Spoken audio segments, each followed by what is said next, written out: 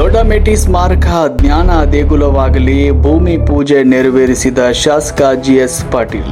ಜಕ್ಕಲಿ ಗ್ರಾಮದಲ್ಲಿ ದಿವಂಗತ ಅಂದಾನಪ್ಪ ದೊಡ್ಡಮೇಟಿ ಸ್ಮಾರಕ ಭವನ ನಿರ್ಮಾಣಕ್ಕೆ ಭೂಮಿ ಪೂಜೆಯನ್ನ ಮಾಡಲಾಯಿತು. ಗ್ರಾಮದ ಸರ್ವಾಂಗೀಣ ಅಭಿವೃದ್ಧಿ ಕೋಟ್ಯಾಂತರ ರೂಪಾಯಿ ಕಾಮಗಾರಿಗಳಿಗೆ ಅದ್ದೂರಿ ಚಾಲನೆ ಹಾಗೂ ಸಾಧಕಿಯರಿಗೆ ಸನ್ಮಾನ ಸಮಾರಂಭ ಜರುಗಿತು. ರೋಣ ತಾಲೂಕಿನ ಐತಿಹಾಸಿಕ ಜಕ್ಕಲಿ ಗ್ರಾಮದಲ್ಲಿ ಕರ್ನಾಟಕ ಸರ್ಕಾರದ ಕನ್ನಡ ಮತ್ತು ಸಂಸ್ಕೃತಿ ಇಲಾಖೆ ಹಾಗೂ ಲೋಕೋಪಯೋಗಿ ಇಲಾಖೆ ಗದಗ ಇವರ ಜಂಟಿ ಸಹಯೋಗದಲ್ಲಿ ಹಮ್ಮಿಕೊಳ್ಳಲಾಗಿದ್ದ ನಾಡಿನ ಹಿರಿಯ ಚೇತನ ಕರ್ನಾಟಕದ ಏಕೀಕರಣದ ಮಹಾಶಿಲ್ಪಿ ದಿವಂಗತ ಶ್ರೀಯುತ ಅಂದಾನಪ್ಪ ದೊಡ್ಡಮೇಟಿಯವರ ನೂತನ ಸ್ಮಾರಕ ಭವನ ನಿರ್ಮಾಣ ಹಾಗೂ ವಿವಿಧ ಅಭಿವೃದ್ಧಿ ಕಾಮಗಾರಿಗಳ ಭವ್ಯ ಭೂಮಿ ಪೂಜಾ ಸಮಾರಂಭ ಜುಲೈ 5ರಂದು ಅದ್ದೂರಿಯಾಗಿ ನೆರವೇರಿತು. ಒಟ್ಟು 300 ಲಕ್ಷ ರೂಪಾಯಿ ಅಂದರೆ 3 ಕೋಟಿ ರೂಪಾಯಿ ವೆಚ್ಚದ ಈ ಮಹತ್ವದ ಯೋಜನೆಗೆ ಅಧಿಕೃತ ಚಾಲನೆ ನೀಡಲಾಯಿತು. ಕಾರ್ಯಕ್ರಮದ ಉದ್ಘಾಟನೆ ನೆರವೇರಿಸಿ ಮಾತನಾಡಿದ ರೋಣ ಮತಕ್ಷೇತ್ರದ ಶಾಸಕರು ಹಾಗೂ ರಾಜ್ಯ ಖನಿಜ ಅಭಿವೃದ್ಧಿ ನಿಗಮದ ಅಧ್ಯಕ್ಷರಾಗಿರುವ ಶ್ರೀಯುತ ಜಿಎಸ್ ಪಾಟೀಲ್ ಅವರು, ನಾವಿಂದು ಉಸಿರಾಡ್ತಾ ಇರುವ ಮುಕ್ತ ಗಾಳಿ, ನಾವು ಮಾತನಾಡ್ತಾ ಇರುವ ಕನ್ನಡ ಭಾಷೆ ಹಾಗೂ ನಮ್ಮ ಈ ಅಖಂಡ ಕರ್ನಾಟಕ ಯಾರೋ ತಟ್ಟೆಯಲ್ಲಿ ತಂದುಕೊಟ್ಟ ಭಿಕ್ಷೆಯಲ್ಲ, ಇದು ದಿವಂಗತ ಅಂದಾನಪ್ಪ ದೊಡ್ಡಮೇಟಿಯವರಂತಹ ಮಹಾನ್ ನಾಯಕರ ನಿರಂತರ ಹೋರಾಟ, ರಕ್ತ ಮತ್ತು ಬೆವರಿನ ಮಹಾಪ್ರಸಾದವಾಗಿದೆ ಅಂತ ಸ್ಮರಿಸಿದರು. ಇನ್ನು 1938ರಷ್ಟು ಹಿಂದೆಯೇ ಮುಂಬೈನ ಭವ್ಯ ಶಾಸನ ಸಭೆಯಲ್ಲಿ ಅಂದಿನ ಇಂಗ್ಲಿಷ್ ಮತ್ತು ಮರಾಠಿ ನಾಯಕರ ಎದುರು ಮೊಟ್ಟ ಮೊದಲ ಬಾರಿಗೆ ಕೆಚ್ಚದೆಯಿಂದ ಕನ್ನಡದಲ್ಲೇ ಭಾಷಣ ಮಾಡಿ ಸಿಂಹಗರ್ಜನ ಮಾಡಿದ ಧೀರ ಅಂದಾನಪ್ಪ ದೊಡ್ಡಮೇಟಿಯವರು. ಇಂತಹ ಮಹನೀಯರ ಇತಿಹಾಸ ಕೇವಲ ಪುಸ್ತಕದ ಪುಟಗಳಿಗೆ ಸೀಮಿತವಾಗಬಾರದು. ಅದಕ್ಕಾಗಿ ಅವರ ಜನ್ಮಭೂಮಿಯಾದ ಜಕ್ಕಲಿಯಲ್ಲಿ ಈ ಸ್ಮಾರಕ ಭವನವನ್ನ ಕೇವಲ ಇಟ್ಟಿಗೆ ಸಿಮೆಂಟ್ ಅನ್ನ ಕಟ್ಟಡವನ್ನಾಗಿ ಮಾಡದೆ ಮುಂದಿನ 100 ವರ್ಷಗಳ ಕಾಲ ಯುವ ಪೀಳಿಗೆಗೆ ದೇಶಭಕ್ತಿ, ಸಾಂಸ್ಕೃತಿಕ ಪರಂಪರೆ ಮತ್ತು ಕನ್ನಡದ ಸ್ವಾಭಿಮಾನವನ್ನು ಕಲಿಸುವ ಜ್ಞಾನ ದೇಗುಲವನ್ನಾಗಿ ರೂಪಿಸುವುದು ನಮ್ಮ ಸಂಕಲ್ಪವಾಗಿದೆ. ಈ ಸ್ಮಾರಕಕ್ಕಾಗಿ ಮುಖ್ಯಮಂತ್ರಿಗಳಾದ ಸಿದ್ದರಾಮಯ್ಯನವರಲ್ಲಿ 10 ಕೋಟಿ ರೂಪಾಯಿಗಳಿಗೆ ಬೇಡಿಕೆ ಇಡಲಾಗಿದ್ದು, ಪ್ರಥಮ ಹಂತವಾಗಿ 3 ಕೋಟಿ ರೂಪಾಯಿಗಳು ಈಗಾಗಲೇ ಬಿಡುಗಡೆಯಾಗಿವೆ. ಮುಂದಿನ ದಿನಗಳಲ್ಲಿ ಇನ್ನೂ ಹೆಚ್ಚಿನ ಅನುದಾನ ತರಲು ಪ್ರಾಮಾಣಿಕ ಪ್ರಯತ್ನವನ್ನು ಮಾಡಲಾಗುವುದು ಅಂತ ಹೇಳಿದರು. ಇದೇ ಸಂದರ್ಭದಲ್ಲಿ ಸ್ಮಾರಕ ಭವನಕ್ಕಾಗಿ ಜಮೀನು ಒದಗಿಸಿದ ದೊಡ್ಡಮೇಟಿ ಕುಟುಂಬದ ತ್ಯಾಗವನ್ನು ಅವರು ನೆನೆದರು. ಸ್ಮಾರಕ ಭವನದ ಜೊತೆಗೆ ಜಕ್ಕಲಿ ಹಾಗೂ ಸುತ್ತಮುತ್ತಲಿನ ಗ್ರಾಮಗಳ ಸಾರ್ವಜನಿಕರ ದಶಕಗಳ ಬೇಡಿಕೆಗಳನ್ನು ಈಡೇರಿಸುವ ವಿವಿಧ ಕಾಮಗಾರಿಗಳ ವಿವರಗಳನ್ನು ಇದೇ ಸಂದರ್ಭದಲ್ಲಿ ಹಂಚಿಕೊಳ್ಳಲಾಗಿತ್ತು. ಸಾರ್ವಜನಿಕರ ಸುಗಮ ಸಂಚಾರಕ್ಕಾಗಿ ಅಗಸ್ತರ ಹಳ್ಳಕ್ಕೆ ನಿರ್ಮಾಣವಾಗಲಿರುವ ನೂತನ ಸೇತುವೆ ಕಾಮಗಾರಿಗೆ 1 ಕೋಟಿ ರೂಪಾಯಿಗಳನ್ನು ಮಂಜೂರು ಮಾಡಲಾಗಿದೆ. ಜಕ್ಕಲಿ ಹಾಗೂ ಮಾರನಬಸರಿ ಗ್ರಾಮಗಳ ರಸ್ತೆಗಳ ಮತ್ತು ಡಾಂಬರೀಕರಣ ಕಾರ್ಯಕ್ಕಾಗಿ 1,60,00,000 ರೂಪಾಯಿಗಳ ವೆಚ್ಚದ ಟೆಂಡರ್ ಪ್ರಕ್ರಿಯೆ ಈಗಾಗಲೇ ಪೂರ್ಣಗೊಂಡಿದ್ದು, ಕಾಮಗಾರಿ ತಕ್ಷಣವೇ ಆರಂಭವಾಗಲಿದೆ. ಜಕ್ಕಲಿ ಗ್ರಾಮಕ್ಕೆ ಅತ್ಯಾಧುನಿಕ ಸೌಲಭ್ಯಗಳುಳ್ಳ ಹೊಸ ವೆಟರ್ನರಿ ಆಸ್ಪತ್ರೆ ಕೂಡ ಮಂಜೂರಾಗಿದ್ದು, ಶೀಘ್ರದಲ್ಲೇ ರೈತರಿಗೆ ಲಭ್ಯವಾಗಲಿದೆ. ಅಭಿವೃದ್ಧಿ ಕೆಲಸಗಳು ನಿರಂತರವಾಗಿ ಸಾಗಬೇಕಾದರೆ ಸಾರ್ವಜನಿಕರ ಸಹಕಾರ ಮುಖ್ಯ. ಜಕ್ಕಲಿ ಗ್ರಾಮವು ಜಾಣ ಜಕ್ಕಲಿ ಅಂತ ಹೆಸರಾಗಿದ್ದು, ಗ್ರಾಮದ ಹಿತಕ್ಕಾಗಿಯೇ ಯಾವುದೇ ರಾಜಕೀಯ ಭಿನ್ನಾಭಿಪ್ರಾಯಗಳಿದೆ. ಸಾರ್ವಜನಿಕರು ಒಗ್ಗಟ್ಟಿನಿಂದ ಕೈಜೋಡಿಸಬೇಕು ಅಂತ ಶಾಸಕರು ಕರೆ ನೀಡಿದರು. ಕಾರ್ಯಕ್ರಮದಲ್ಲಿ ಅತಿಥಿ ಮಾತುಗಳನ್ನಾಡಿದ ದಿವಂಗತ ಅಂದಾನಪ್ಪ ದೊಡ್ಡಮೇಟಿಯವರ ಮೊಮ್ಮಗ ಶ್ರೀ ರವೀಂದ್ರನಾಥ ದೊಡ್ಡಮೇಟಿಯವರು, ಇಂದು ಜಕ್ಕಲಿ ಗ್ರಾಮದ ಇತಿಹಾಸದಲ್ಲಿ ಒಂದು ಸುವರ್ಣ ಅಕ್ಷರಗಳಲ್ಲಿ ಬರೆದಿಡುವ ದಿನ. ನಮ್ಮ ಅಜ್ಜ ಅಂದಾನಪ್ಪ ದೊಡ್ಡಮೇಟಿಯವರು ಸ್ವಾತಂತ್ರ್ಯ ಹೋರಾಟ ಹಾಗೂ ಕರ್ನಾಟಕ ಏಕೀಕರಣದ ಹೋರಾಟದಲ್ಲಿದ್ದಾಗ ಶಾಸಕ ಜಿಎಸ್ ಪಾಟೀಲ್ ಅವರ ತಂದೆಯವರಾದ ಸಂಗನಗೌಡ ಪಾಟೀಲ್ ದೊಡ್ಡಮೇಟಿಯವರ ಹಿಂದೆ ಭೀಮಬಲವಾಗಿ ನಿಂತಿದ್ರು. ಅಸೆಂಬ್ಲಿಯಲ್ಲಿ ಕರ್ನಾಟಕದ ನಾಮಕರಣ ಹಾಗೂ ಏಕೀಕರಣದ ವಿಚಾರವಾಗಿ ತೀವ್ರ ಚರ್ಚೆಗಳು, ವಾಗ್ದಾಳಿಗಳು ನಡೆದು ಬೇಸರವಾದಾಗ ಅಜ್ಜ ದೊಡ್ಡಮೇಟಿಯವರು ಸಂಗನಗೌಡರ ಜೊತೆ ಸಮಾಲೋಚನೆ ನಡೆಸ್ತಾ ಇದ್ರು. ಅಂದು ಸಂಗನಗೌಡರು ನೀಡಿದ ಧೈರ್ಯ ಮತ್ತು ಕೆಚ್ಚೆದೆಯ ಬೆಂಬಲದಿಂದಲೇ ಅಜ್ಜ ಅಸೆಂಬ್ಲಿಯಲ್ಲಿ ಎದುರಾಳಿಗಳಿಗೆ ಪ್ರತಿರೋಧ ಒಡ್ಡಲು ಸಾಧ್ಯವಾಗಿತ್ತು ಅಂತ ಹಳೆಯ ಇತಿಹಾಸವನ್ನ ಸ್ಮರಿಸಿದರು. ಕಾರ್ಯಕ್ರಮದ ಆರಂಭದಲ್ಲಿ ಪ್ರಾಸ್ತಾವಿಕವಾಗಿ ಮಾತನಾಡಿದ ಹಿರಿಯ ಮುಖಂಡ MS ದಡೇಸೂರ್ ಮಠ್ ಅವರು, ದೊಡ್ಡಮೇಟಿಯವರ ಸ್ಮಾರಕ ಭವನ ನಿರ್ಮಾಣವು ಇಡೀ ತಾಲೂಕಿನ ಜನತೆಯ ಬಹುದಿನಗಳ ಕನಸಾಗಿತ್ತು. ವಿರೋಧ ಪಕ್ಷದವರ ಟೀಕೆಗಳನ್ನು ಮಾಡ್ತಾ ಇದ್ರು. ಅಭಿವೃದ್ಧಿ ಕೆಲಸಗಳು ಮಾತ್ರ ನಿರಂತರವಾಗಿ ಸಾಗ್ತಾವೆ ಅನ್ನೋದಕ್ಕೆ ಇಂದು ಚಾಲನೆ ಪಡೆದುಕೊಂಡಿರುವ ಈ ಕೋಟ್ಯಾಂತರ ರೂಪಾಯಿಗಳ ಯೋಜನೆಗಳೇ ಸಾಕ್ಷಿ ಅಂತ ಹೇಳಿದರು. ಇದೇ ಸಂದರ್ಭದಲ್ಲಿ ಜಕ್ಕಲಿ ಗ್ರಾಮದಲ್ಲಿ ಹಾಗೂ ಸುತ್ತಮುತ್ತಲಿನ ಪರಿಸರದ ಕೀರ್ತಿಯನ್ನು ರಾಷ್ಟ್ರ ಮಟ್ಟ ಹಾಗೂ ಅಂತಾರಾಷ್ಟ್ರೀಯ ಮಟ್ಟಕ್ಕೆ ಕೊಂಡೊಯ್ದ ಇಬ್ಬರು ಉದಯೋನ್ಮುಖ ಸಾಧಕಿಯರನ್ನ ವೇದಿಕೆ ಮೇಲೆ ಶಾಲು ಹೊದಿಸಿ ಹಾರ ಹಾಕಿ ಸನ್ಮಾನಿಸಲಾಯಿತು. ಕುಮಾರಿ ಸೃಷ್ಟಿ ಉಮೇಶ್ ಮೇಟಿ ಪರ್ವತಾರೋಹಣ ಸಾಧಕಿ ಉತ್ತರಾಖಂಡದಲ್ಲಿ ನಡೆದ ಕಠಿಣ ಪರ್ವತಾರೋಹಣ ಶಿಬಿರದಲ್ಲಿ ಪಾಲ್ಗೊಂಡು ಸಮುದ್ರ ಮಟ್ಟದಿಂದ ಬರೋಬ್ಬರಿ 15,500 ಅಡಿ ಎತ್ತರದ ಸವಾಲಿನ ಹೋರಾ ಟಾಪ್ ಶಿಖರವನ್ನು ಧೈರ್ಯದಿಂದ ಏರಿ ಅಲ್ಲಿ ಭಾರತದ ತ್ರಿವರ್ಣ ಧ್ವಜವನ್ನು ಹಾರಿಸುವ ಮೂಲಕ ಅಪೂರ್ವ ಸಾಧನೆ ಮೆರೆದಿದ್ದಾರೆ. ಪರ್ವತಾರೋಹಣ ಕ್ಷೇತ್ರಕ್ಕೆ ಬೇಕಾದ ದೈಹಿಕ ಸಾಮರ್ಥ್ಯ, ಮಾನಸಿಕ ದೃಢತೆ ಹಾಗೂ ಶಿಸ್ತು, ನಿರಂತರ ಪರಿಶ್ರಮವನ್ನು ಸಾಬೀತುಪಡಿಸಿದ ಸೃಷ್ಟಿಯವರು ತಾವು ವಿದ್ಯಾಭ್ಯಾಸ ಮಾಡ್ತಾ ಇರುವ ಜಿಟಿ ಕಾಲೇಜು ಹಾಗೂ ಕೆಎಲ್ಇ ಸಂಸ್ಥೆಗೆ ಅಪಾರ ಕೀರ್ತಿ ತಂದಿದ್ದಾರೆ. ಜೀವನದಲ್ಲಿ ಗುರಿ ಸಾಧಿಸಲು ದೃಢ ಸಂಕಲ್ಪವಿದ್ದರೆ ಯಾವುದೇ ಎತ್ತರವನ್ನು ಮುಟ್ಟಬಹುದು ಎನ್ನುವುದಕ್ಕೆ ಅವರ ಸಾಧನೆ ಯುವ ಪೀಳಿಗೆಗೆ ಮಾದರಿಯಾಗಿದೆ.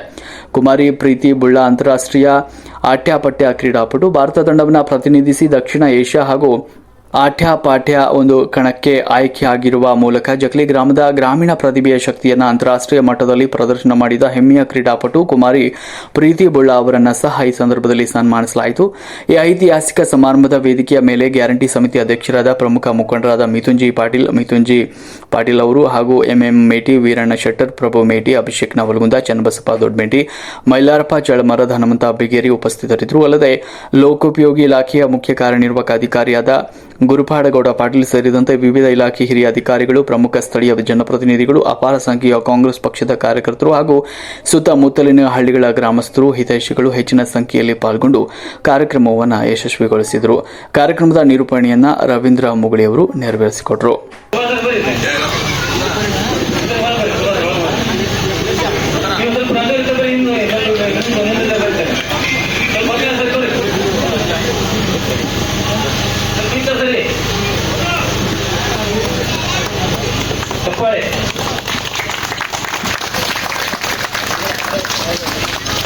ದೊಡ್ಡಮೇಟಿಯವರ ಪಟ್ಟ ಅಭಿಮಾನಿಯಾಗಿ ನಾನು ಇಲ್ಲಿ ಬಂದಿದ್ದೇನೆ. ಆ ನೆಲದಲ್ಲಿ ಸ್ವಾಭಿಮಾನದ ಕಿತ್ತು ಉರಿಯುತ್ತಿರುತ್ತದೆಯೋ ಆರೋಣ ತಾಲೂಕಿನ ಜಕ್ಲಿ ಗ್ರಾಮದ ಪುಣ್ಯಭೂಮಿಯಲ್ಲಿ ಜನಿಸಿದ ಮಹಾನ್ ಚೇತನ ಕರ್ನಾಟಕ ಇತಿಹಾಸದಲ್ಲಿ ಕರ್ನಾಟಕದ ಏಕೀಕರಣದ ಮಹಾಶಿಲ್ಪಿ ಶ್ರೀ ಅಂದಾರಪ್ಪ ದೊಡ್ಡಮೇಟಿಯವರ ಭವ್ಯ ಇತಿಹಾಸ ಮತ್ತು ಅವರ ಸ್ಮಾರಕವನ್ನು ನಿರ್ಮಾಣ ಮಾಡಿ ಅನಿವಾರ್ಯತೆಯ ಕುರಿತು ಮಾತನಾಡಲು ನಾನು ಇಲ್ಲಿ ಹೆಮ್ಮೆಯಿಂದ ನಿಂತಿದ್ದೇನೆ.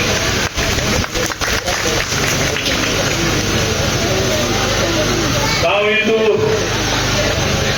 ಅನುಭವಿಸುತ್ತಿರುವುದು ಈ ಅಖಂಡ ಕರ್ನಾಟಕದ ವೈಭವ. ನಾವು ಆಡುತ್ತಿರುವ ಕನ್ನಡ, ಈ ಮುಕ್ತ ಉಸಿರು ಯಾರೋ ತಂಡಿನಲ್ಲಿ ತಂದು ಕೊಟ್ಟ ಭಿಕ್ಷೆ ಅಲ್ಲ.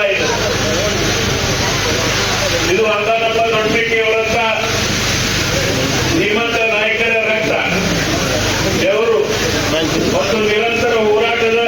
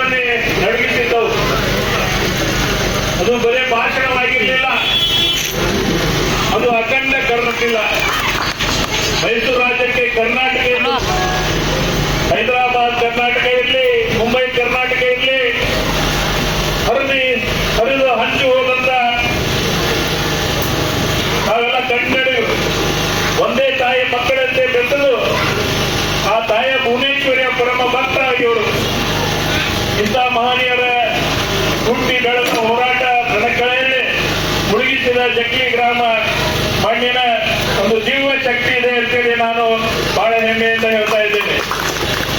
ಆದರೆ ನಾವಿಂದು ಆತ್ಮಾವಲೋಕನ ಮಾಡಿಕೊಡ್ಬೇಕಾಗಿದೆ. ಆ ಮಹಾಪುರುಷರಿಗೆ ನಾವು ಕೊಡುತ್ತಿರುವ ಗೌರವ ಏನು? ಕೇವಲ ಪುಸ್ತಕದ ಪುಟಗಳಲ್ಲಿ ಅವರನ್ನ ಜೀವಿತಗೊಳಿಸಿದರೆ ಸಾಕೆ? ಇದರ ಬಗ್ಗೆ ನಮಗೆ ತುಂಬಾ ಕಳಕಳಿ. ಅದು ಒಂದು ಕನಸಾಗುತ್ತಿರುವುದು ನಿಮ್ಮೆಲ್ಲರಿಗಿಂತ ಜಾಸ್ತಿ ನನಗೆ ಖುಷಿ ತಂದಿದೆ ಎಂದು ಮಾತನಾಡಿ ಈ ಸಂದರ್ಭದಲ್ಲಿ ಹೇಳ್ತಾ ಇದ್ದೀನಿ. ನನ್ನ ರೋಣ ಮತ ಕ್ಷೇತ್ರದಲ್ಲಿ ನಾವು ನಿರ್ಮಿಸಲು ಉದ್ದೇಶಿಸಿರುವ ಅಂದಾನಪ್ಪ ದೊಡ್ಡಬೆಕ್ಕಿಯವರ ಈ ಭವ್ಯ ಸ್ಮಾರಕ ಬರೀ ಇಟ್ಟಿಗೆ ಸಿಮೆಂಟ್ ಕಲ್ಲಿನಿಂದ ಕಟ್ಟುವ ಕಟ್ಟಡವಾಗಬಾರದು. ಅದು ಮುಂದಿನ 100 ವರ್ಷಗಳ ಕಾಲ ಕನ್ನಡಿಗರ ಸ್ವಾಭಿಮಾನದ ದಾರಿದೀಪವಾಗಿ ಜಗಮಗುತ್ತುವಲ್ಲಿ ವಿಜಯ ಸ್ಮಾರಕವಾಗಬೇಕೆಂಬುದು ನನ್ನ ಇಚ್ಛೆ. ಇದು ನಮ್ಮ ಯುವಕರ ಪೀಳಿಗೆಗೆ ದೇಶಭಕ್ತಿಯ ಪಾಠ ಕಲಿಸುವ ಜ್ಞಾನ ದೇವುಗಳಾಗಬೇಕು. ಇದು ಇತಿಹಾಸದ ವಿದ್ಯಾರ್ಥಿಗಳಿಗೆ, ಸಂಶೋಧಕರಿಗೆ ಸ್ಫೂರ್ತಿ ನೀಡುವ ಚೇತನ ಕೇಂದ್ರವಾಗಬೇಕು. ಇದಕ್ಕೆಲ್ಲ ನಿಮ್ಮ ಸಹಕಾರ ಬೇಕಿದೆ ಅನ್ನೋ ಮಾತು ಈ ಸಂದರ್ಭದಲ್ಲಿ ವಿನಂತಿಯನ್ನು ಮಾಡ್ಕೊತಾ ಇದ್ದೇನೆ. ಈ ಸ್ಮಾರಕದ ಮೂಲಕ ನಮ್ಮ ಜಕ್ಲಿ ಗ್ರಾಮ, ನಮ್ಮ ಇಡೀ ರೋಣ ಕ್ಷೇತ್ರದಲ್ಲಿ ಇಡೀ ದೇಶವೇ ತಿರುಗಿ ನೋಡುವಂತಹ ಸಾಂಸ್ಕೃತಿಕ ಮತ್ತು ಪ್ರವಾಸಿಗ ಕ್ಷೇತ್ರವಾಗಿ ಬದಲಾಗಬೇಕಾಗಿದೆ. ಸ್ಥಳೀಯ ಯುವಕರಿಗೆ ಉದ್ಯೋಗದ ಆಸರೆ ಆಗಲಿದೆ. ಈ ಪುಣ್ಯ ಕಾರ್ಯವನ್ನು ಅತ್ಯಂತ ಭವ್ಯವಾಗಿ ಅಷ್ಟೇ ಶೀಘ್ರ ಪೂರ್ಣಗೊಳಿಸಲು ನಾವೆಲ್ಲರೂ ಕೈ ಜೋಡಿಸಬೇಕಾಗಿದೆ. ಸ್ಮಾರಕಕ್ಕಾಗಿ ಕುಟುಂಬದವರು ಜಮೀನು ನೀಡಿದ್ದು, ಇವತ್ತು ಆ ಕುಟುಂಬದ ತ್ಯಾಗವನ್ನು ನಾನು ನೆನೆಸುತ್ತೇನೆ. ನಾನು 10 ಕೋಟಿ ರೂಪಾಯಿ ಸ್ಮಾರಕ ಮಾನ್ಯ ಮುಖ್ಯಮಂತ್ರಿಗಳನ್ನು ಕೇಳಿದ್ದೆ. ಆದರೆ ಈಗಾಗಲೇ 3 ಕೋಟಿ ರೂಪಾಯಿನ ಮೊದಲ ಹಂತದಲ್ಲಿ ಬಿಡುಗಡೆ ಆಗಿದೆ.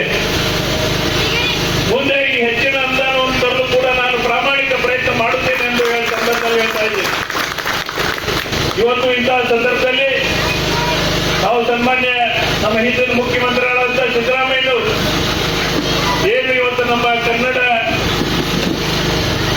ಈ ನಾಮಕರಣ ಆಗಿ 50 ವರ್ಷದ ಅವಧಿಯಲ್ಲಿ ಇವತ್ತು ಈ ನಾಡಿನಲ್ಲಿ ಇರ್ತಕ್ಕಂಥ ಅನೇಕ ಈ ಸ್ವಾತಂತ್ರ್ಯಕ್ಕಾಗಿ ಹೋರಾಟ ಮಾಡಿದಂತ ಅನೇಕ ಮಹಾಪುರುಷರ ಒಂದು ನೆನಪಿಸಿಕೊಂಡು ಅನೇಕ ಕಡೆ ಅವರ ಸ್ಮಾರಕಗಳನ್ನ ನಿರ್ಮಾಣ ಮಾಡ್ತಕ್ಕಂಥ ಒಂದು ವ್ಯವಸ್ಥೆಯಲ್ಲಿ ಅವರು ಬಂದಿದ್ದಾರೆ.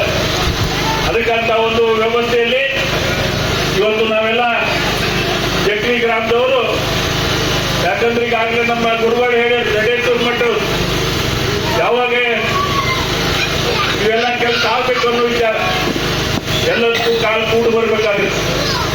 ಇವತ್ತು ನಾವು ಯಾವುದಕ್ಕೂ ತಡ ಅನ್ನೋದು ಬೇಡ, ಆದರೆ ಮುಂದೆ ನೆಡ್ತಕ್ಕಂಥ ಕೆಲಸಕ್ಕೆ ನಾವೆಲ್ಲರ ಕೈ ಜೋಡಿಸಿ ಅದನ್ನು ಯಶಸ್ವಿಗೊಳಿಸ್ತಕ್ಕಂಥ ಒಂದು ವ್ಯವಸ್ಥೆಯಲ್ಲಿ ನಾವೆಲ್ಲ ಮಾಡಬೇಕಾಗಿದೆ. ನಾನು ಹೇಳಿ ಬಯಸುತ್ತೇನೆ, ಎಲ್ಲಾದರೂ ಇರು, ಎಂತಾದರೂ ಇರು, ಎಂದೆಂದಿಗೂ ನೀ ಕನ್ನಡವನ್ನು ಹಾಕಿರುವ ಅನ್ನೋ ಮಾತು ಈ ಸಂದರ್ಭದಲ್ಲಿ ಏನು ಕುವೆಂಪುನವರು ನಮಗೆ ಹೇಳಿದ್ದಾರೆ. ಆ ವಾಣಿಗೆ ಪ್ರಾಯೋಗಿಕ ರೂಪ ಕೊಟ್ಟು ದೊಡ್ಡಬೇಟಿಯವರ ಸಂಸ್ಮರಣೆ ಮಾಡುತ್ತಾ ನಮ್ಮ ನೆಲದ ಅಸ್ಮಿತೆಯನ್ನು ಎತ್ತಿ ಹಿಡಿಯೋಣ. ಇವತ್ತು ಈ ಸಂದರ್ಭದಲ್ಲಿ ಜಕ್ಲಿ ಗ್ರಾಮದಲ್ಲಿ ನಮ್ಮ ಗಣೇಶ್ವರ ಮಠ ಅವರು ಹೇಳಿದ್ರು, ಯಾವಾಗಲೂ ನಿಂದನೆ ಮಾಡೋರು ಇರ್ಬೇಕು, ನಿಂದನೆ ಮಾಡೋರಿದ್ರೆ ಕೆಲಸ ಹಾಕೋ. ಯಾಕಂದ್ರೆ ನಿಂದನೆ ಮಾಡೋದು ಬಸವಣ್ಣವ್ರದ್ದು ಬಿಟ್ಟಿಲ್ಲ. ಅದಕ್ಕೆ ಇವತ್ತು ಅವೆಲ್ಲ ವಿಚಾರಗಳಲ್ಲಿ ಹೇಳ್ತೀನಿ. ಮತ್ತು ವಿಶೇಷವಾಗಿ ಇದೇ ಸಂದರ್ಭದಲ್ಲಿ ನಿಮ್ಗೆ ಜಕ್ಲಿ ಗ್ರಾಮದಲ್ಲಿ ಬಹುದಿನದ ನಿಮ್ಮೆಲ್ಲರ ಬೇಡಿಕೆ ಇದೆ. ನಿಮ್ಮ ಅವಿತರಣದ ಬ್ರಿಡ್ಜ್ ಅದಕ್ಕೆ 1 ಕೋಟಿ ರೂಪಾಯಿ ಈಗಾಗಲೇ ಮಂಜೂರು ಮಾಡಿದ್ದೀವಿ. ಆಮೇಲೆ ಅದೇ ರೀತಿ ನಿಮ್ಮ ಜಕ್ಲಿ ಮಾರ್ಗಶ್ರೀ ಗ್ರಾಮಕ್ಕೆ 1,60,00,000 ಡಾಂಬರೀಕರಣ ಕಾರ್ಯವನ್ನು ಕೂಡ ಈಗಾಗಲೇ ಟೆಂಡರ್ ಆಗಿ ಇವತ್ತು ಕೆಲಸ ಕಾರ್ಯಗಳನ್ನು ಮುಗಿಸ್ತಕ್ಕಂಥ ಮಾಡ್ತಕ್ಕಂಥ ಒಂದು ಇವತ್ತಿದೆ.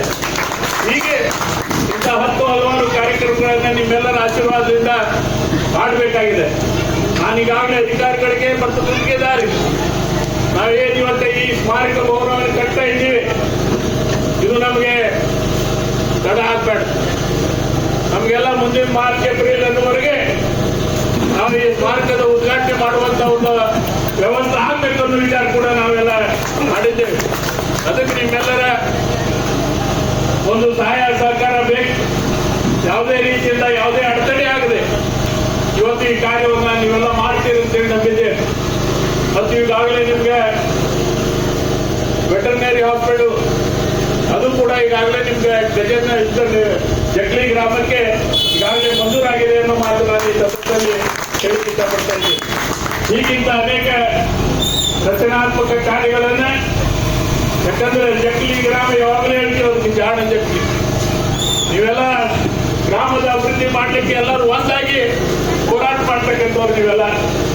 ಆ ಏನು ಏಕತೆಯನ್ನ ನೀವೇನು ಇರ್ತೀರಿ ಇವೆಲ್ಲ ನಿಮ್ಮ ಅಭಿವೃದ್ಧಿ ಕಾರ್ಯಗಳಿಗೆ ಅದು ದೂರವಾಗೈತೆ ಅನ್ನೋ ಮಾತು ನಾನು ಈ ಸಂದರ್ಭದಲ್ಲಿ ಹೇಳಿಕ್ಕೆ ಇಷ್ಟಪಡ್ತಾ ಇದ್ದೀನಿ. ಅದಕ್ಕಂತ ಒಂದು ವಿಚಾರವನ್ನು ನೀವೆಲ್ಲ ಮುಂದುವರಿಸಿಕೊಂಡು ಹೋಗ್ರಿ ಅನ್ನೋ ಮಾತು ಹೇಳಿ ನಾನು ಹೆಚ್ಚಿಗೆ ಮಾತನಾಡಿದೆ. ಇವತ್ತು ನನಗೇನು ಅವಕಾಶ ಮಾಡಿಕೊಟ್ಟಿದ್ದೀರಿ, ನಿಮ್ಮೆಲ್ಲರಿಗೂ ವಂದಿಸ್ತೀನಿ. ನಾನು 2 ಮಾತುಗಳನ್ನು ಮುಗಿಸ್ತಾ ಇದ್ದೇನೆ. ಜೈ ಹಿಂದ್, ಜೈ ಕರ್ನಾಟಕ ಮಾತೆ, ಅಮರವಾಗಿರಲಿ ಅಂದಾನಪ್ಪ ದೊಡ್ಡಬೇಟಿಯವರು.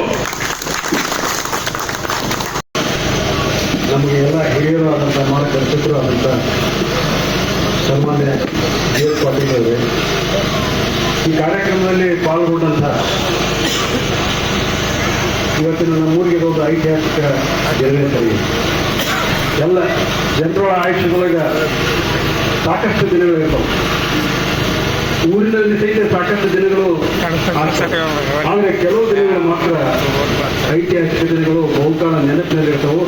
ಇವತ್ತು ಶಾಸಕರಿಂದ ಬಂದು ನಮ್ಮೂರಿನ ಮಠ ಬಂದು ನಮ್ಮ ಊರಿನ ಹಿರಿಯರು ಈ ನಾಡಿಗಾಗಿ ದುಡಿದಂಥ ಹಿರಿಯರ ಸ್ಮರಣೆಗಾಗಿ ಅವರಿಗೆಲ್ಲ ಶಂಕುಸ್ಥಾಪನೆ ಮಾಡಿ ಅಭಿಮಾನದಿಂದ ಮಾತನಾಡಿದ್ರಲ್ಲ, ಅದಕ್ಕೆ ಅವರಿಗೆಲ್ಲ ಮೊದಲನೇದಾಗಿ ಅಭಿನಂದನೆಗಳನ್ನು ಮತ್ತು ಕೃತಜ್ಞತೆಗಳನ್ನು ನಾನು ಸಲ್ಲಿಸ್ತಾ ಇದ್ದೇನೆ. ರಾಜಕಾರಣ ಇವತ್ತು ಕವಲುದಾರಿಯಲ್ಲಿ ಇದೆ. ರಾಜಕಾರಣ ಬಿಟ್ಟು ಹಾಕೋದು ಮತಭೇದಗಳು, ಭಿನ್ನಾಭಿಪ್ರಾಯಗಳು ಪ್ರಜಾಪ್ರಭುತ್ವದಲ್ಲಿ ಶಾಸಕರು ಹೇಳಿದರು, ಇವೆಲ್ಲ ಸಾಮಾನ್ಯ. ಅವುಗಳನ್ನೆಲ್ಲ ಮೀರಿ ಇವತ್ತು ಶಾಸಕರು ಬಂದು ನಮ್ಮೂರಿಗೆ ಬಂದು ಆ ಹಿರಿಯ ಜೀವಕ್ಕೆ ಕೊಟ್ಟಂಥ ಗೌರವ ನೋಡಿದರೆ ನಾವು ಬಹಳ ಅವರ ವ್ಯಕ್ತಿತ್ವದರಿಗೆ ನಾವು ಬಹಳ ಸಣ್ಣವನ್ನಿಸ್ತೀವಿ. ಅದಕ್ಕೆ ಅವರಿಗೆ ನಮ್ಮಿಂದ ಅವರಿಗೆ ದೋಷಗಳಾಗಿದ್ರೆ ಅವರ ಕ್ಷಮೆ ಕೇಳಿ ಅವರ ಮಾರ್ಗದರ್ಶನ ಮಾಡಬೇಕು ಈ ತಾಲೂಕಿಗೆ. ಆಮೇಲೆ ಹಂಗೆ ನೋಡಿದರೆ ಇದನ್ನ ವಿಚಾರಗಳನ್ನು ನೋಡಿದರೆ, ನಮ್ಮ ಅಜ್ಜನವರ ಕಾಲದ ವಿಚಾರಗಳನ್ನು ನೋಡಿದರೆ ಜಿ.ಎಸ್. ಪಾಟೀಲ್ ಪರಿವಾರದವರು ಅವ್ರು ಬೇರೆ ಏನಲ್ಲ. ಇಂದಿನ ಅಂದಾನಪ್ಪ ದೊಡ್ಡಬೇಟಿಯವರ ಸ್ವಾತಂತ್ರ್ಯ ಹೋರಾಟದಲ್ಲಿ, ಕರ್ನಾಟಕ ಏಕೀಕರಣ ಹೋರಾಟದಲ್ಲಿ ಅವ್ರ ತಂದೆಯವರು ಸಂಗನಗೌಡರು ಅವರಿಗೆ ಭೀಮ ಬಲವಾಗಿ ಅವ್ರು ಏನು ಇರ್ತಿದ್ರು. ಅವರಿಗೆ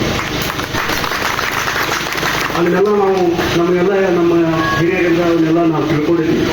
ಇವತ್ತು ಅಲ್ಲಿ ರೋಡ್ದಲ್ಲಿ ಏನೊಂದು ಕಾರ್ಯಕ್ರಮಗಳನ್ನು ಸಂಘಟನೆ ಮಾಡಬೇಕಾದ್ರೆ ಇವತ್ತು ನಾವು ಭುವನೇಶ್ವರಿ ಪೂಜೆಯನ್ನು ಮಾಡಬೇಕು ರೋಡ್ದಲ್ಲಿ ಹೇಳಿ ಮಾಡಿದಾಗ ಇಡೀ ಊರಿನ ಜನರನ್ನ ಸೇರಿಸಿ ಭುವನೇಶ್ವರಿ ಫೋಟೋವನ್ನು ಆ ಊರಿನ ಕೆರೆಯೊಳಗೆ ತೆಪ್ಪ ಮಾಡಿ ಅದನ್ನೆಲ್ಲ ಲೈಟ್ಗಳಿಂದ ಅಲಂಕರಿಸಿ ಇಡೀ ಊರಿನಲ್ಲಿ ಭುವನೇಶ್ವರಿ ಮೆರವಣಿಗೆ ಮಾಡಿದವರು ಅವ್ರ ತಂದೆಯವರು.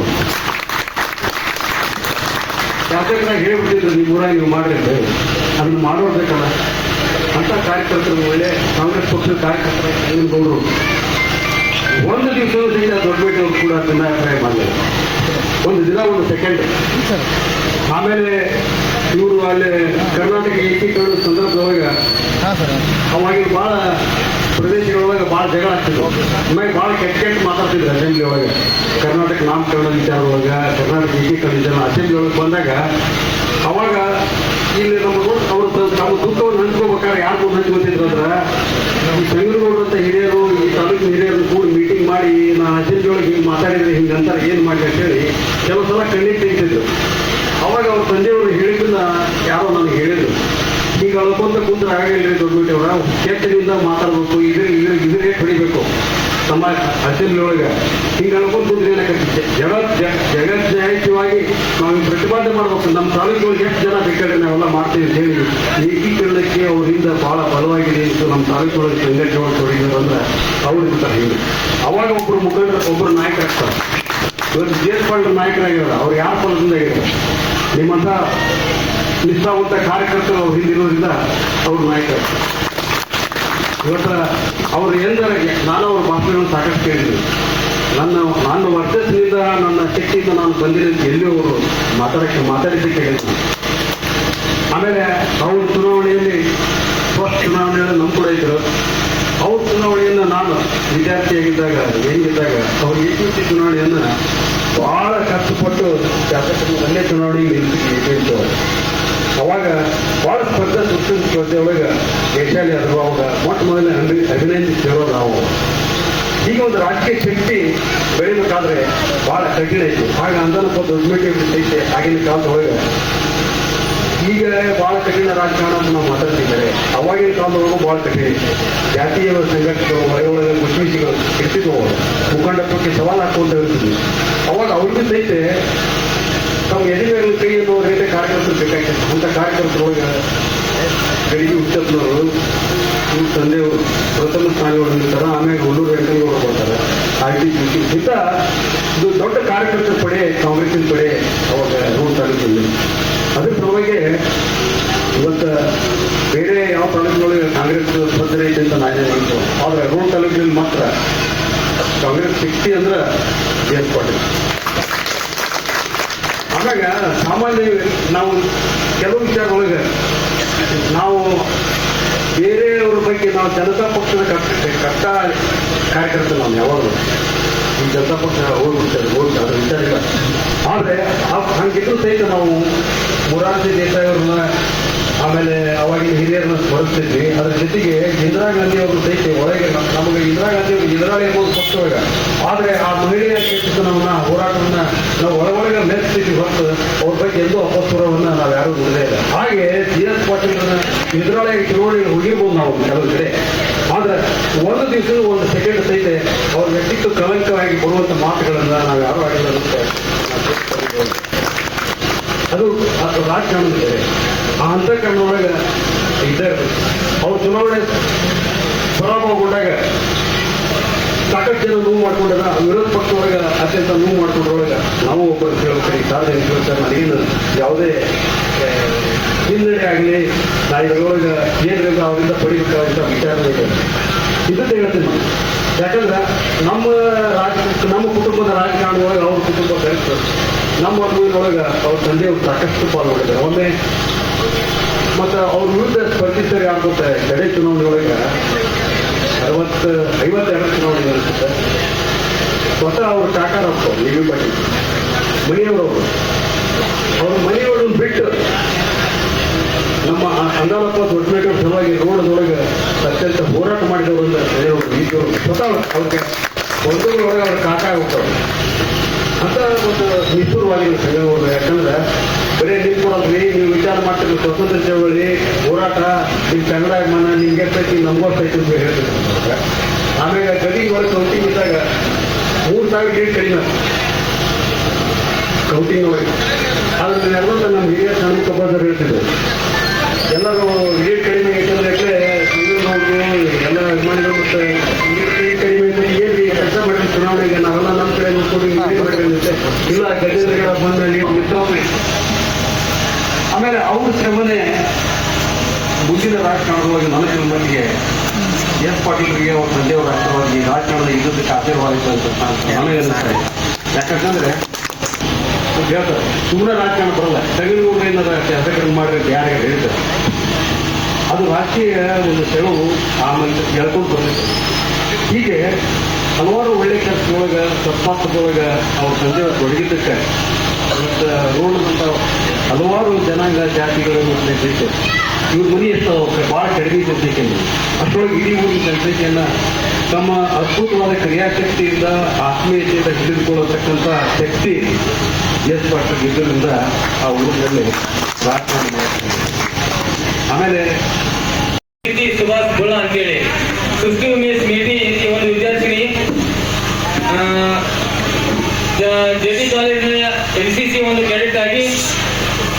ಬಟಾಲಿಯನ್ನಿಂದ ಉತ್ತರಾಖಂಡದಲ್ಲಿ ಇರ್ತಕ್ಕಂಥ ಹುರಾ ಒಂದು ಟಾಪ್ ಒಂದೇ ಒಂದು ಶಿಖರ, ಇದು 15,500 ಮೀಟರ್ ಎತ್ತರ ಇದೆ. ಈ ಒಂದು ಶಿಖರವನ್ನು ಏರಿ ಅಲ್ಲಿ ನಮ್ಮ ರಾಷ್ಟ್ರಧ್ವಜವನ್ನು ಹಾರಿಸಿದಂತಹ ಸೃಷ್ಟಿ ಉಮೇಶ್ ಮೇಟಿ ಅವರು ನಮ್ಮ ಜಟ್ಲಿ ಗ್ರಾಮಕ್ಕೆ ಒಂದು ದೊಡ್ಡ ಸಾಧನೆ ಮಾಡಿದ್ದಾರೆ. ಜಟ್ಲಿ ಗ್ರಾಮಸ್ಥರೆಲ್ಲ ನಮ್ಮ ಕರ್ನಾಟಕ ರಾಜ್ಯ ಗದಗ ಜಿಲ್ಲೆಯ ಒಂದು ದೊಡ್ಡ ಒಂದು ಹೆಮ್ಮೆಯ ವಿಷಯ. ಆ ಒಂದು ವಿದ್ಯಾರ್ಥಿನಿ ಮತ್ತು ಆಮೇಲೆ ಪ್ರೀತಿ ಸುಭಾಷ್ ಬುಳ ಅಂತೇಳಿ ಈ ಒಂದು ವಿದ್ಯಾರ್ಥಿನಿ ಅಡ್ಡಾಪುಟ್ಟ ಒಂದು ಕ್ರೀಡೆಯಲ್ಲಿ ನಮ್ಮ ಭಾರತ ದೇಶದ ಒಂದು ತಂಡಕ್ಕೆ ನಮ್ಮ ಕರ್ನಾಟಕ ರಾಜ್ಯದ ಏಕೈಕ ಒಂದು ಪ್ರತಿನಿಧಿಯಾಗಿ ಬಾಂಗ್ಲಾದೇಶದಲ್ಲಿ ನಡೆದಂತ ಅಡ್ಡಾಪುಟ್ಟ ಕ್ರೀಡೆಯಲ್ಲಿ ಹಾಗೂ 8 ನ್ಯಾಷನಲ್ ಒಂದು ಲೀಗ್ ಅನ್ನು ಆಡಿದ್ದಾರೆ.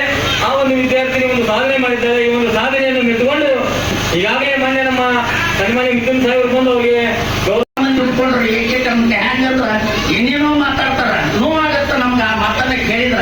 ಆದ್ರ ನಾವು ಅಂದಾಯಪ್ಪ ದೊಡ್ಡ ಮೇಟಿ ಅವ್ರು ಏಕೀಕರಣಕ್ಕ ನೆಹರೂರವ್ರನ್ನ ಜಟ್ಲೀಕರಿಸಿ, ಮಹಾತ್ಮ ಗಾಂಧೀಜಿ ಅವ್ರನ್ನ ಜಟ್ಲೀಕರಿಸಿ, ಬೇಸ್ಬೇರ್ ಅವರಿಂದ ಬಂದೂಕನ್ನು ಬಹುಮಾನ ಪಡ್ಕೊಂಡು ಮೊಟ್ಟ ಮೊದಲಿಗೆ ಈ ದೇಶದಲ್ಲಿ ಈ ರಾಜ್ಯದ ಮನೆತನಗಳನ್ನೇ ಒಂದು ಗೂಡಿಸಿದಂಥವ್ರು ವಲ್ಲಭಾಯಿ ಪಟೇಲ್ಗಿಂತ ಒಂದನೇ ಸಂಸ್ಥಾನ ಯಾವ್ದಂತಂದ್ರ ಬೇಸ್ಗೆ ಬಾಜಿರಾಯರು ಜಮಖಂಡಿ ಸಂಸ್ಥಾನವನ್ನ ಇದ್ರೊಳಗೆ ವಿಲೀನಗೊಳಿಸಿದವರು ಅಂದ್ರೆ ಅಣ್ಣಾನಪ್ಪ ದೊಡ್ಡಮೇಟಿ ಅವರು. ಅದರ ಸವಿನೆನಪಿಗಾಗಿ ಪೇಶ್ವೆಯರವರು ಇವರಿಗೆ ಒಂದು ಬಂದೂಕನ್ನ ಕಾಣಿಕೆಯಾಗಿ ಕೊಟ್ಟಿದ್ದಾರೆ. ಇದು ಇತಿಹಾಸ.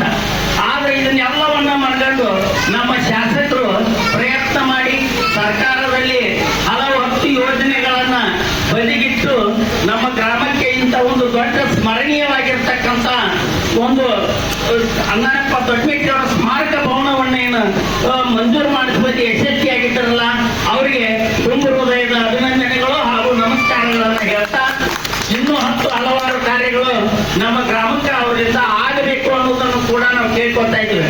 ಮೊಟ್ಟ ಮೊದಲನೇದಾಗಿ ಪಂಚಾಯತಿಯ ಮೇಲೆ ಆರಿ ಹೋಗಿರ್ತಕ್ಕಂಥ ಹಂತಗಳನ್ನು ಹಾಕಿದಾಗಲಿ, ರಸ್ತೆಯನ್ನ ಮಾಡಿಸೋದಾಗ್ಲಿ, ಹೀಗೆ 10 ಹಲವು ಯೋಜನೆಗಳನ್ನ ಅವರು ಮಾಡಿಸುವಲ್ಲಿ ಯಶಸ್ವಿ ಆಗ್ತಾರ, ನಮ್ಮ ಮನದಲ್ಲಿ ಅವರು ಸದಾಕಾಲ ಉಳಿತಾರ ಅನ್ನೋದನ್ನ ಹೇಳಿ ಮಾತಾಡ್ಲಿಕ್ಕೆ ಅವಕಾಶ ಮಾಡಿಕೊಟ್ಟಿರ್ತಕ್ಕಂಥ ಈ ಒಂದು ಸಭಿಕರಿಗೆ ವಂದಿಸಿ ಎಲ್ಲರಿಗೂ ನಮಸ್ಕರಿಸಿ ನನ್ನ ಪ್ರಾಸ್ತಾವಿಕ ನುಡಿಗೆ ವಿರಾಮವನ್ನು ನೀಡುತ್ತೇನೆ. ಜೈ ಹಿಂದ್, ಜೈ ಕರ್ನಾಟಕ, ಜೈ ಕಾಂಗ್ರೆಸ್.